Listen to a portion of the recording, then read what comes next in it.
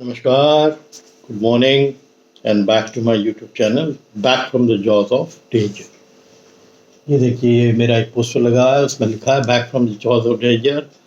बीच में मेरी फ़ोटो है, एक साइड पे टाइगर की फ़ोटो है, एक साइड पे लेपर्ड की फ़ोटो है और नीचे भी एक टाइगर साहब बैठे हुए हैं।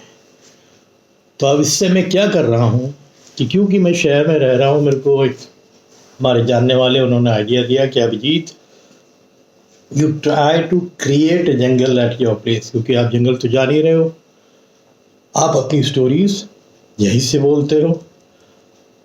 तो इट इज़ बेटर कि आप ऐसे पोस्टर्स बना लीजिए। आजकल फ्लेक्स मिल जाते हैं, दैट कैन बी हैंग्ड।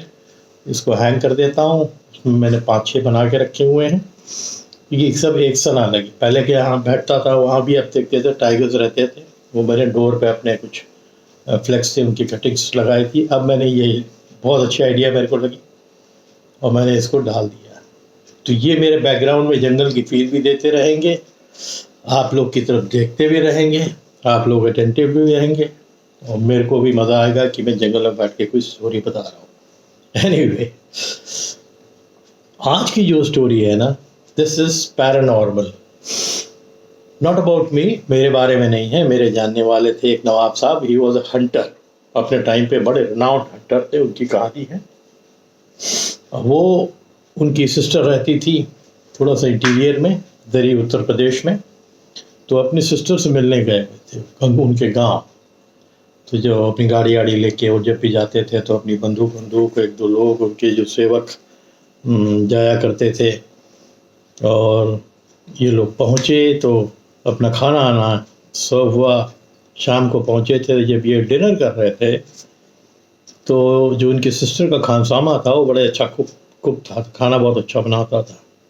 तो इन्होंने उसकी तारीफ़ करी। तो इस कुक ने देखा था कि इनकी जो जीप आई है उसमें गन आई हैं, 1-2 गन्स लेके चलते थे, राइफल्स। तो उन्होंने बोला कि साहब आप शिकारी हैं? बोले हाँ। तो क्या आप ये प्रेत भूत इस पे यकीन करते हैं? वो हंसने लगे, बोले नहीं, ना मैंने कभी देखा है, ना मैं यकीन करता हूँ। तो बोले कि साहब यहाँ से थोड़ी दूर आगे जाके एक गांव है, उसके बगल में एक कुआं है और आजकल बहुत हल्ला मचा हुआ है कि उस कुएं में एक प्रेत वास करता है। हमारे डर के लोग कुएं में पानी लेने नहीं जा रहे हैं, बड़ा ज़रूरी कुआं है। तब तक फिर उनकी सिस्टर ने टेक ओवर किया उस कॉन्वर्सेशन को और बोलने लगी कि हाँ ऐसी ऐसी यहाँ पर धारणा, और गांव में आप जानते हो कि कितनी तेज़ ये उड़ती है और किसी ने देखा नहीं है, बट शायद एक आध लोगों ने विटनेस किया था। उसने इतना इसका हवा कर दिया कि लोग हमारे डर के उस कुएं में अब जाते ही नहीं हैं।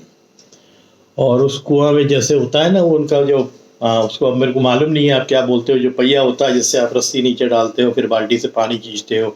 और एक कैनाल थी, उस कैनाल में पानी डाला जाता था और वो जो कैनाल से वो पानी अगल बगल के खेत के इरिगेशन के लिए जाया करता था। तो लोग जाते थे, उसी से पानी खींचते थे और डालते थे, उनके खेतों में भी पानी चलता था। और जो भी पानी अपने घर के रिक्वायरमेंट के लिए उस कुएँ में, वो बड़ा डीप कुआं था और बड़ा साफ पानी था उसका, तो वो घर के लिए भी उसको यूज़ करते थे। अब इस वाक़या के बाद जब ये हवा उड़ गई कि यहाँ पर एक इंसान था जिसने शायद खुदकुशी की थी, सुसाइड किया था और उसी कुएं में कूद के किया था। और उसी के डेथ के बाद ये जगह हॉन्टेड हो गई थी और लोगों ने ये सुना था कि यहाँ जाना ठीक नहीं है हमारे डर के। और अलग अलग तरह की, जब आप छोटी जगह गांव की तरफ रहते हैं ना, तो अलग अलग चीज़ें, अफवाहें बहुत तेज़ फैल जाती हैं। तो अफवाह के फैलते कोई जाता भी नहीं था। दिन में भी जाना कम कर दिया था और शाम के बाद तो कोई जाता ही नहीं था।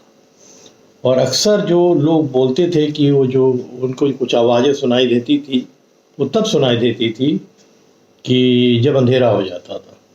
तो इनको इनकी सिस्टर ने बोला कि आप जाके देखना चाहोगे? तो इन्होंने कहा ज़रूर देखना चाहूँगा। अगर इस तरह की धारणा है, एक काम का कुआं है गांव का जो इरिगेशन का भी पानी दे रहा है अगल बगल के खेत को, तो मैं ज़रूर देखना चाहूँगा। और फिर उससे कारण भी पूछा क्या है क्या नहीं है, तो बताया कि शायद बहुत कर्जों में वो डूबा था वो बंदा। और बहुत प्रेशर में था और एक दिन उसी कुएं में कूद के उसने अपनी छलांग लगा के अपनी जान दे दी। बाद में उसकी लाश आश तो निकल गई, खींच दिया उसी से, जो बाल्टी रहती है उसी में लोगों ने वो डाल के फंसा के उसको खींच लिया। बट कहते हैं कि उसकी आत्मा जो है उसी कुएं में वास करती है। तो इस शिकारी साहब ने कहा कि मैं पक्का जाना चाहूँ।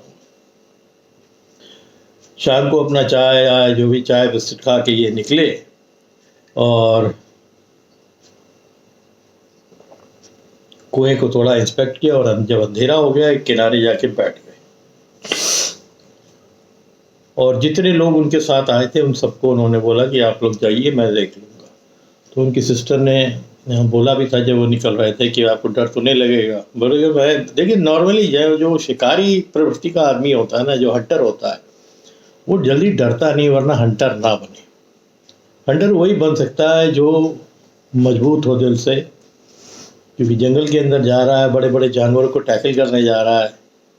बट ये अलग केस था कि आप नहीं जानते हैं कि वहाँ क्या है, वो आवाज़ कैसी आती है। तो बहरहाल ये बैठ गए वहाँ पर और करीब 11:30 पौने 12 बजे ही फेल्ट कि वो जो ऊपर का पहिया है वो चल रहा है और वो बाल्टी जो है टकराते टकराते नीचे जा रही है। पानी में धप से आवाज़ आ रही है, पानी भर रहा है और फिर खींच रहा है। तो इन्होंने झांक के झाड़ी से देखा, कुएं की तरफ एकदम विजिबल था, वो दिख रहा था। देखा कि कोई है ही नहीं और बाल्टी, वो जो रस्सी है वो खींचती जा रही है और बाल्टी ऊपर आई और फिर उससे जो वो नाली में पानी डाल दिया गया। जैसे बहाने का आवाज़ आता है ना, पानी बहाने का, बस ये आवाज़ आई। फिर वो बाल्टी नीचे गई और फिर वहाँ से पानी खींचा। और तो जब 7-8 बार यही देख लिया तो ये सिहर गए। इनको भी घबराहट होने लगी, बिकॉज ये किसी को देख तो नहीं रहे हैं, बट वो बाल्टी अंदर जा रही है, पानी ला रही है, फिर वो उसको कनाल के अंदर जो है बहा रहा है कोई, और कोई इंसान नहीं दिख रहा है। तब इनको यकीन हो गया कि ये कुछ पैरानॉर्मल केस ही है। तो ये चुप चुप के पीछे पीछे पीछे पीछे बैकआउट हुए और बैकआउट करके अपने सिस्टर के घर आ गए और बताया कि क्या है और क्या देखा। उन्होंने बताया कि बहुत ही भयानक सीन था, अंधेरे में तो और भयानक लग रहा था। और ये होता ही रहा, ये आधा पौन घंटा जब तक ये बैठे रहे। ये बाल्टी आती थी, नीचे जाती थी, ऊपर पानी भर के आती थी, जैसे होता था कुएं में अक्सर, और थोड़ा बहुत बीच बीच में टकराती थी, फिर कोई जो है पानी बहा देता था।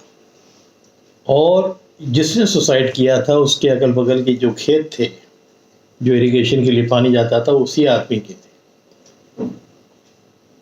तो जब ये घर पहुंचा तो इनकी सिस्टर ने सब इसका जो माजरा बताया कि ये सुसाइड का कारण क्या था। तो उन्होंने कहा कि मैं उनके घर वालों से मिलना चाहता हूँ।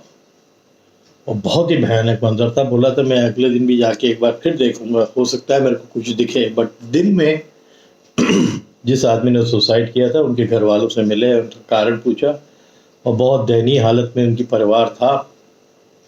तो इन्होंने उनको वादा किया कि उसी चिंता में वो सुसाइड किए थे कि मेरा परिवार कैसे पलेगा। 2 बच्चे थे, वाइफ थी, एक माँ थी, फादर की डेथ हो गई थी। तो इन्होंने वादा किया कि मैं इनको फाइनेंशियल हेल्प करूंगा अपनी तरफ से। नवाब साहब ने, जो हंटर थे, और वो हेल्प करी। और फिर क्योंकि वो हिंदू फैमिली का बंदा था जिसने सुसाइड किया था, पंडित जी को बुलाया गया और उसके आत्मा की शुद्धि के लिए, शांति के लिए पूजा किया गया। जब पूजा हो गई, अगले उसी रात ये फिर उस कुएं में गए और इन्होंने फिर वही आवाज़ सुनी। ये फिर लौट के आए और next morning, third day morning, उन्होंने पंडित जी से बोला कि नहीं, अभी भी आप जो कह रहे हैं। तो पंडित जी ने इनको समझाया कि साहब, जिस समय इस तरह के हादसे होते हैं कि लोग अपनी जान ले लेते हैं, एक आदमी की आत्मा को शांति तो मिल जाती है जब सब बातें पता लग जाती है। और पता उनको लग गई है कि आप आए हैं, घर वालों से मिल गए हैं और उनके परिवार को आपने फाइनेंशियल एड देने को राज़ी कर लिया कि देंगे, और उनके बच्चों को पालन पोषण, पढ़ाई वढ़ाई के पैसा, फीस सब देंगे आप। ये पक्का है कि ये आत्मा शांत हो जाएगी। और यही हुआ कि वो आत्मा फिर कुछ दिनों के बाद वो बाल्टी का कुएं में जाना लोगों ने सुनना बंद कर दिया। ये वहाँ 3-4 दिन ठहरे और इनके रहते रहते ही वही हुआ कि वो रात शांत रही।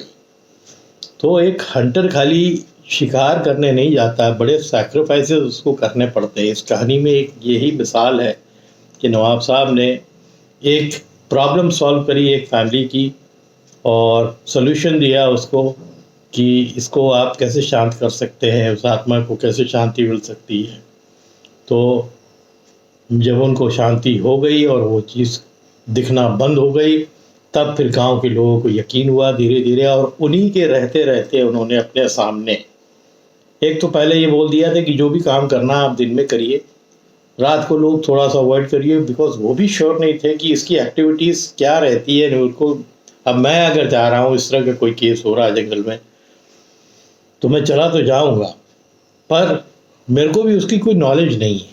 आप कितना भी बुक्स को रीड कर लीजिए इसके बारे में, बट ये केस कैसा है, वो केस जब होता है तभी पता लगता है। तो फिर तो कई दिन तक बिल्कुल कुछ हुआ ही नहीं और होना ही बंद हो गया। तब ये लौट के आ गए। इन्होंने जो अपने जानने वाले थे, जो बाकी हंटर्स थे, अपने फैमिली वाले थे, ये एक्सपीरियंस शेयर किया, तो इनके घर वाले खुद घबरा गए आप साहब के कि आप क्यों कहे थे कि भैया अलग जाके शिकार करने के लिए जाना अलग बात होती है, और इस तरह की एक पैरानॉर्मल केस को आप चले गए, आपके साथ कुछ गड़बड़ हो जाता तो क्या होता। तो ये हंसने लगे कि नहीं, मेरे को मालूम था कि मैं क्या कर रहा हूँ, इसीलिए मैं गया, और इसकी जड़ पे जाना बहुत ज़रूरी होता है। उसकी जड़ पे मैं गया, उनके घर की प्रॉब्लम सॉल्व करी, और उसके बाद से ये केस होना बंद हो गया।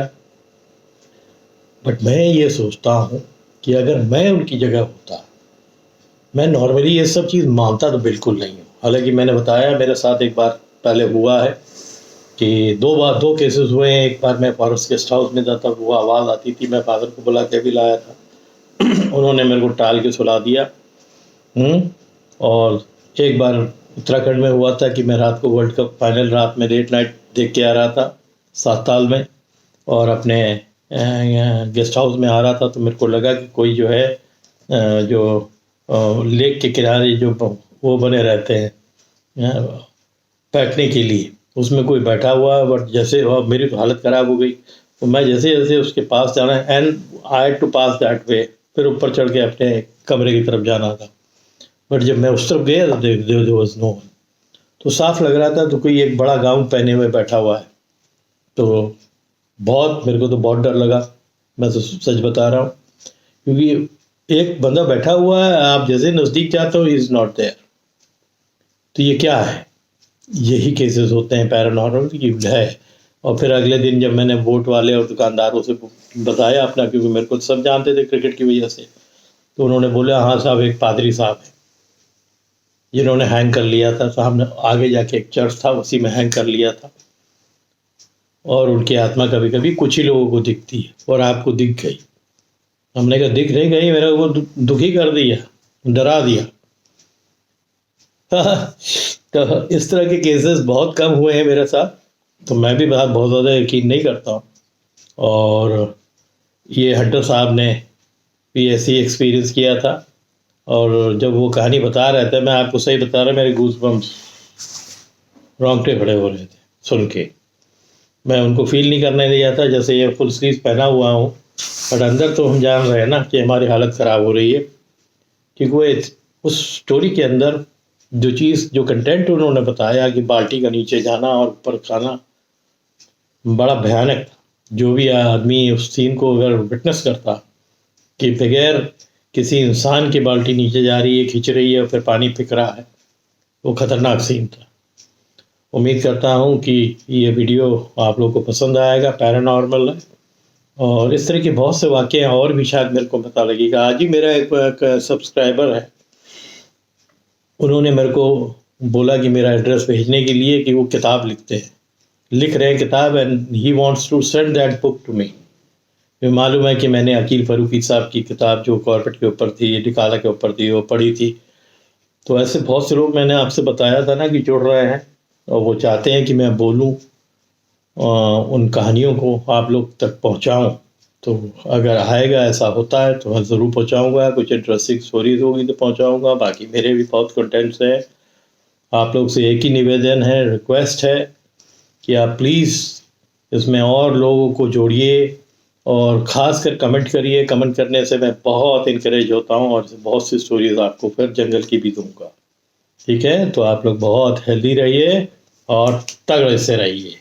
और ये जो मेरा हो गया, ये कई मैं लगाऊँगा। ये हमारे महाराज साहब नीचे बैठे हुए हैं, 2 ऊपर हैं, बीच में मैं हूँ। फिर मेरे चैनल का back from the jaws of danger बना हुआ है। तो इस तरह ये मेरे को किसी ने आइडिया दिया था और उन्होंने मेरे को बना के ये बोला था रखिए, तो आपके बैकग्राउंड में आपको जंगल की फील आएगी। ये कैसा आपको लगा वो ज़रूर बताइएगा, बिकॉज मैं शहर में बैठा हुआ हूँ। जब जंगल जाऊँगा तब देखा जाएगा। बहुत जंगलों में रहा, बट वो समय ऐसा था, तब ये ना वीडियोस थे, ना कैमरास ऐसे चलते थे, ना बहुत फैसिनेशन था, ना सोशल मीडिया था। अब बहुत ज़रिए खुल गए हैं, तो मेरा काम है कि मैं अच्छे कंटेंट्स आप तक पहुँचाता रहूँ। Thank you.